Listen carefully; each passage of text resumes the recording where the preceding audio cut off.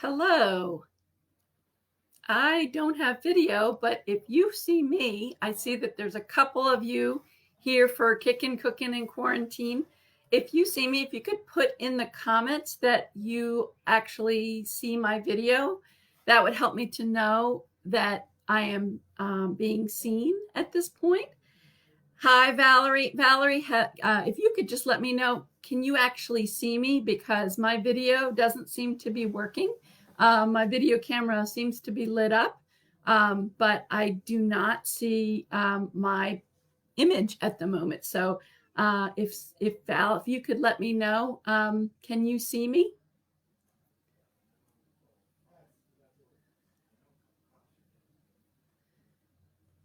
Okay.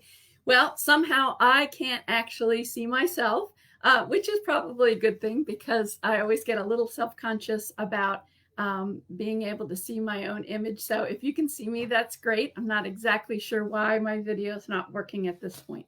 Anyway, welcome. My name is Mary Bear Shannon. I am a reference librarian at the Haverford Township Free Library. And this is Kickin' Cooking in Quarantine.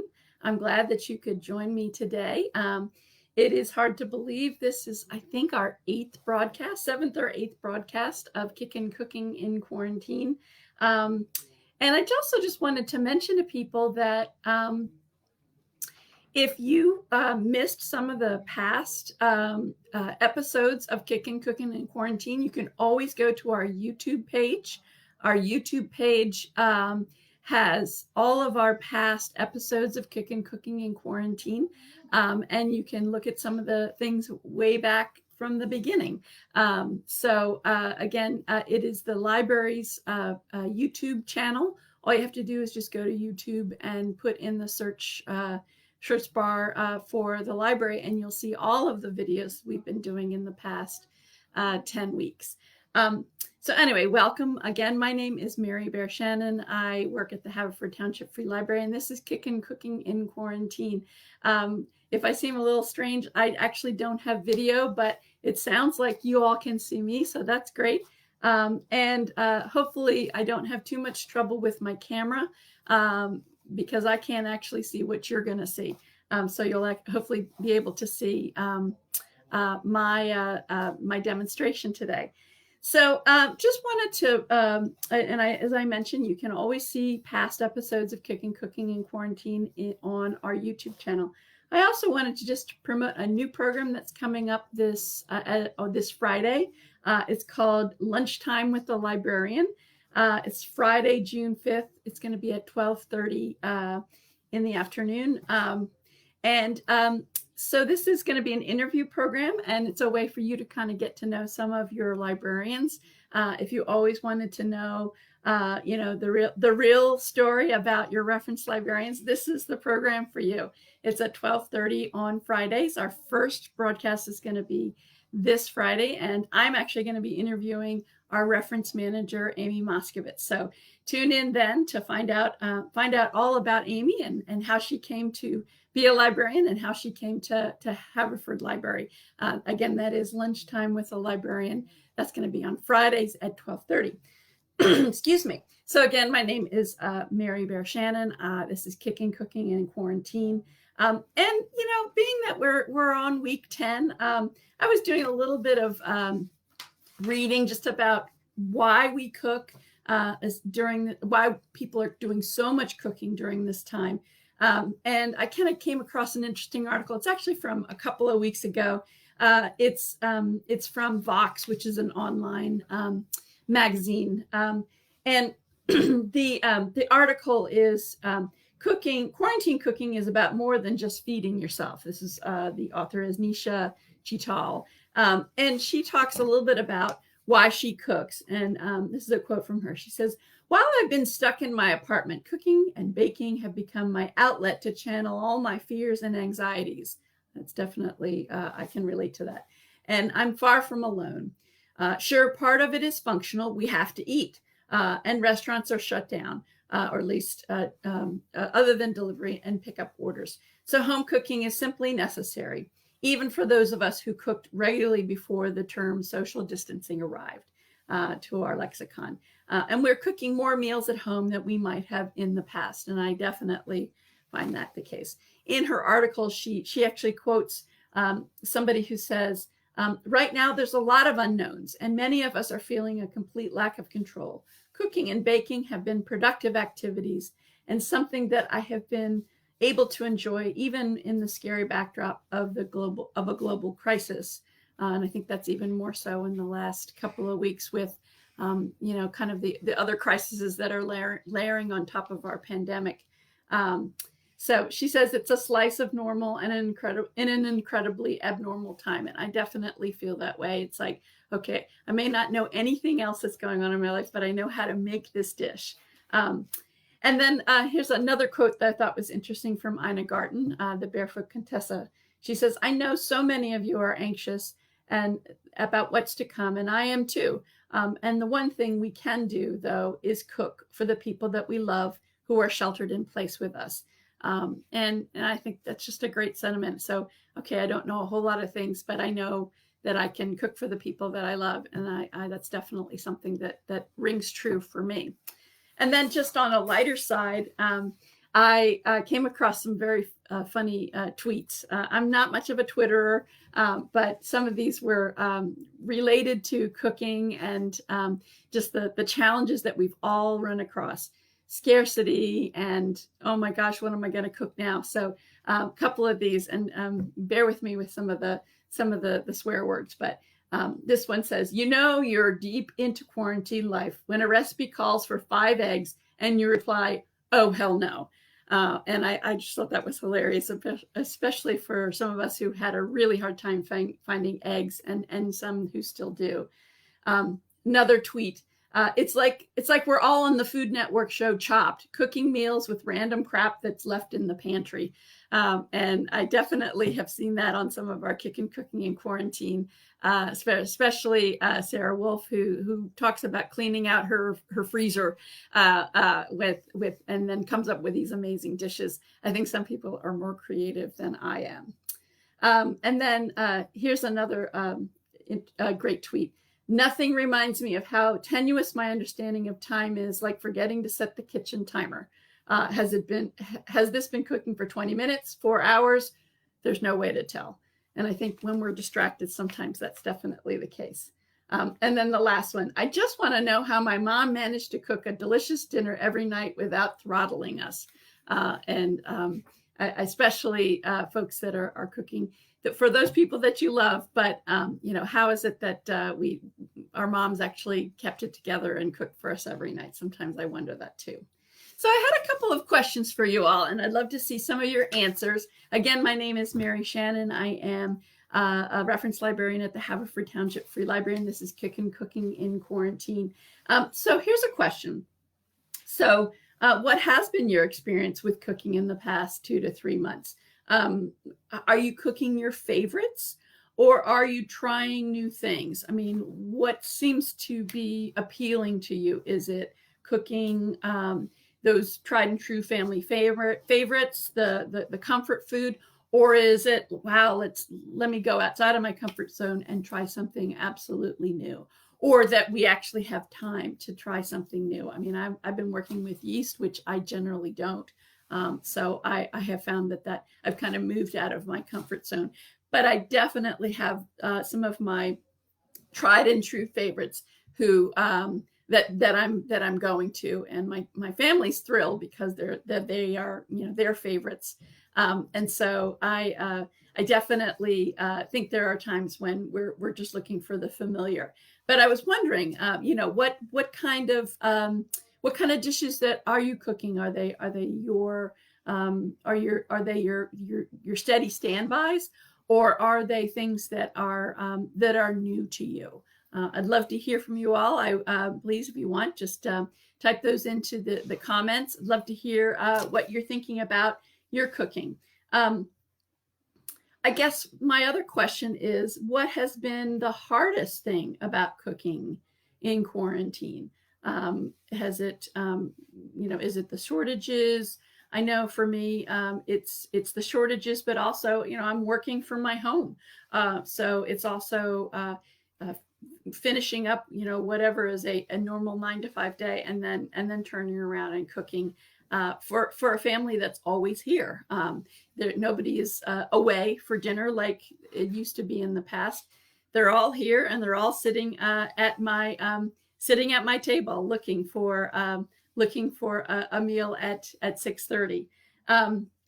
I guess my other question is, are you tired of cooking? Are you ready to do more meals out? I know for me that by about Thursday, I'm usually saying things like, "Oh, I guess we better go stimulate the economy and do takeout," and it's usually correlated with how tired I am and how much I don't want to cook. And so I'd love to hear from you all. Are you tired of it? Are you ready to eat out more, or are you kind of getting into a groove? That would be great to hear. And then I guess my other question is, do you think you'll continue to cook when we kind of get back to normal, whatever that means? Do you think you'll continue to cook as much as you have in quarantine, or is this kind of a one and done and you're like, oh, I'm glad that's over? Again, I'd love to hear from you all. Hi Zephra, so glad you're here. She says, I started off cooking my favorites and trying new recipes during the first month. Now I just make whatever I have the energy for, enough to sustain my hunger. I'm used to grocery shopping. I'm used to I'm near on her route home to pick things up, but that's not really an option now. Oh, that's right. So she used to pick up things on her way back from her job here at the library, but I guess that's not the case anymore. So anyway, again, my name is Mary Bear Shannon, and I'm a reference librarian at the Haverford Township Free Library, and this is Cooking in Quarantine. What we're going to do today is with the virtual cookbook club is going to be meeting next Monday on the 8th at 6:30, and everybody is welcome to come. Because we are not actually cooking from a common cookbook, we are actually going to cook some of our favorites, and we thought, especially since we it's kind of that season, and we've just passed Memorial Day, we're going to actually do some cookout and picnic foods. And so today I'm actually going to demonstrate one of the kind of my favorites that I bring to potlucks and cookouts, and we're going to demonstrate that. And again, I understand people can actually see me, but I actually can't see myself. So I hope that we can actually aim the camera so that people can see what I'm actually demonstrating. But I am going to make a corn and blue cheese salad. And this is actually a salad that I got from my sister-in-law, Jill Shannon. And she made this many times at gatherings at her house with my brother-in-law, Mike. And I loved it. I loved it so much that I actually, I asked her for the recipe, and now we've been making it at our house for many years. So I am gonna do that. So again, I'm kind of doing this blind because I actually don't see my own video. But so hopefully you'll actually get to see some of the demonstration. So here we go.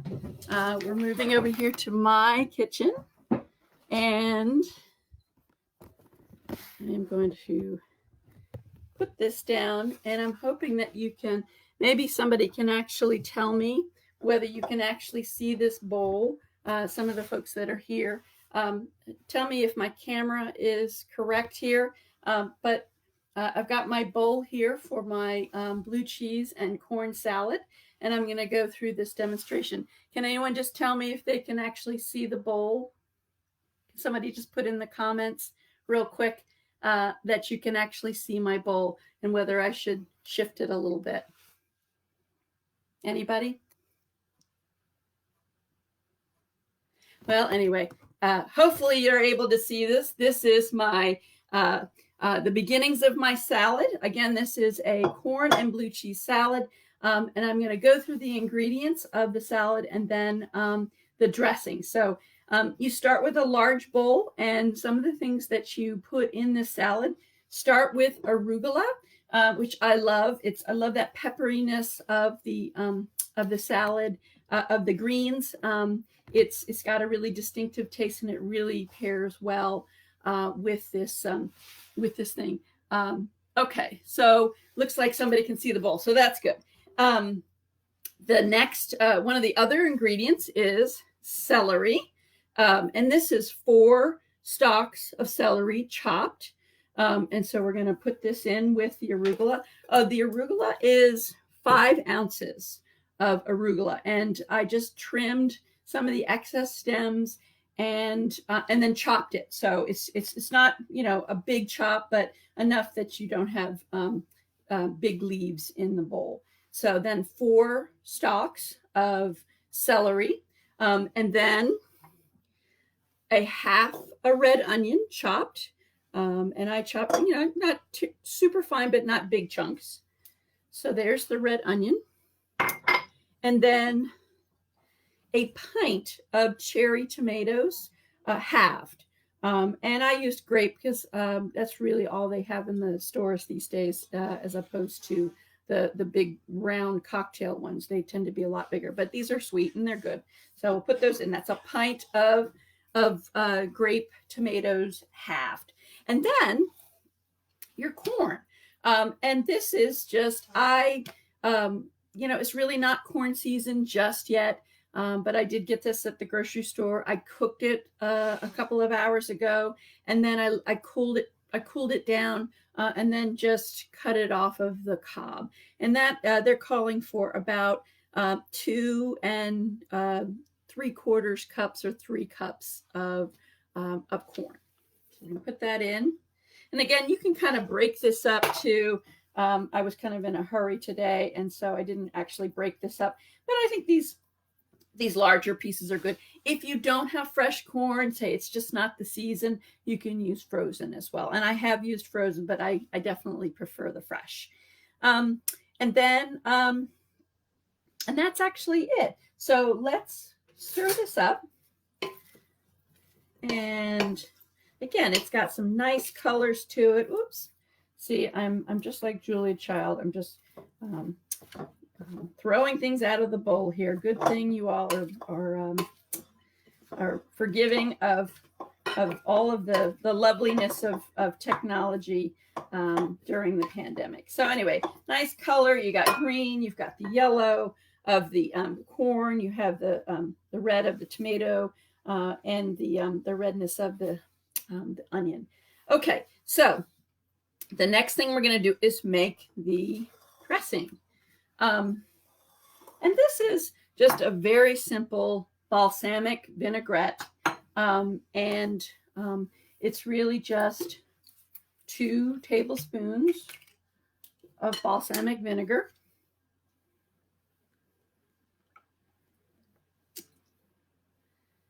And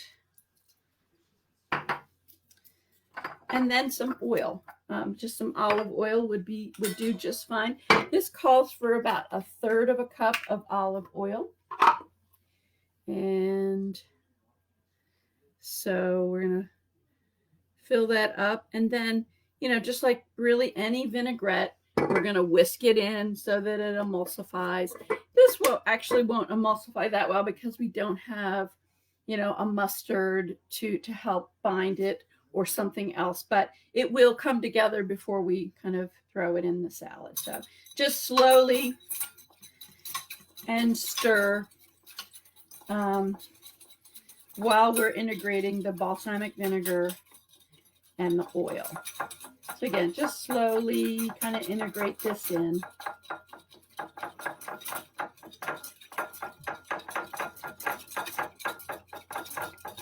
I love making my own salad dressing, and it's one of those things I just kind of always forget about at the end, and I'm like, oh, now we have to use bottled. And it's super simple. I mean, dressings, vinaigrettes are just some of the simplest things that you can do on your own. So anyway, pretty much got that integrated in. I'm going to use a little bit of salt, not a ton, because you're going to have blue cheese in this, and a little bit of pepper. You can also taste this afterwards just to see if it needs more salt and more pepper. Okay. So just put that aside for a second. The last critical ingredient is crumbled blue cheese. This is just regular blue cheese. I got it in a block. You need a cup. So it's about 4 or 5 ounces once you get it crumbled. And I actually crumbled this myself because this looked like a particularly good block of blue cheese. I love blue cheese. The stinkier the cheese, the better. That is definitely my motto. I am a strong cheese kind of gal. I know not everybody likes blue cheese, so you can take or leave this recipe, but it's one of my favorite. So this is a cup. And again, we're back into this bowl. Hopefully you all can see this. And then we're just gradually integrating this in. This was room temperature cheese, so it's a little bit stickier. You might, actually keep this in the fridge so that it, before you use it, but I just forgot to do that. And that just kind of keeps the crumbles more crumbly. Mine is kind of sticking together because it's more room temperature. So we just kind of integrate the blue cheese in, give it a big stir. And then the last thing you do is you just get those final chunks done, is you pour in your vinaigrette. And again, this is a perfect summer salad. Just like any salad, once you dress it, you should probably eat it. We're actually going to have this for dinner. It will last until the next morning, if it actually lasts that long in my house. Most of my leftovers are gone by midnight in my house. But this, just because it is a dressed salad, I find that my salads that are dressed really don't last much past about 12 to 18 hours. Within 24 hours, it's just a little soggy. So anyway, so that is my corn and blue cheese salad. Again, it's delicious. It's got arugula, cherry tomatoes, celery, red onion, and chopped corn off of the cob. So along with the blue cheese, and then a really simple balsamic vinaigrette. So anyway, we're going to come back here. I'm anxious to see if anybody else had responded to any of my other questions about, are you tired of cooking? What have you been doing? Have you been doing harder recipes or more family favorites, comfort food? It would be great to know what you've been up to in the past, the past 10 weeks. It is hard to believe that we have been really social distancing for this long. And so it is, it's hard to believe we've been doing this for about 8 weeks. And I've always been so glad to have so many people here to come and watch. And to also be a part of our Facebook group. If you have not already joined, you should join our Facebook group, which is Kickin' Cooking in Quarantine, the same name as this program. And all you have to do is just ask to join, and I will let you in. It's a great place to just post what you've been cooking, post recipes, ask people, advice about substitutions. There are still things that are hard to find, although I have to say Giant seemed to have more leavening agents this week. There was looked like that was finally starting to be stocked. Maybe people aren't baking as much. Maybe the weather is so nice that they're doing less baking. But so there's still definitely things that we can't find. And none of us are just jumping in the car and going to the grocery store when we are missing something. I don't know about you, but we're very specific about when we go to the grocery store, because it is a bit of an endeavor, because you're having to put a mask on and those kind of things. So if you find yourself without an ingredient, you usually just make do if you can. So Valerie said, I have been cooking a combo of both favorites and new recipes. I am pretty tired of cooking, though the worst part is cleaning up the dishes. Yes, I can't believe how often I am running my dishwasher, at least twice a day, because everybody is home and everybody's eating 3 meals here. So it's a lot. It's a lot of dishes, a lot of food. Yeah, I mean, I have to say, there are times I get tired of cooking 3. Not that I'm cooking, 3 full meals, but just there's really not much of a break. Anyway, so I'm glad to have you here. I will post the recipes to this live video. It's in the comments. So if you're looking for the recipes, I will post a picture of what I've made today, and I will post the actual recipe. So if you go to this video and then you just look in the comment section, and you will find the recipe for today for the corn blue cheese salad. So I guess that's it for me today. Thank you so much for joining. Glad to have you here, and thank you for your help with directing my camera, since somehow my video doesn't seem to be working today, but I'm glad that you can see me. And I hope you have a great day and a great week. Next week, we're going to actually do a dessert, because next week I have my youngest is a high school graduate, plus he's having a birthday all in 1 week. So I will be making his birthday pie for you next Monday. Okay, take care, and I will see you next week. Thanks for joining us.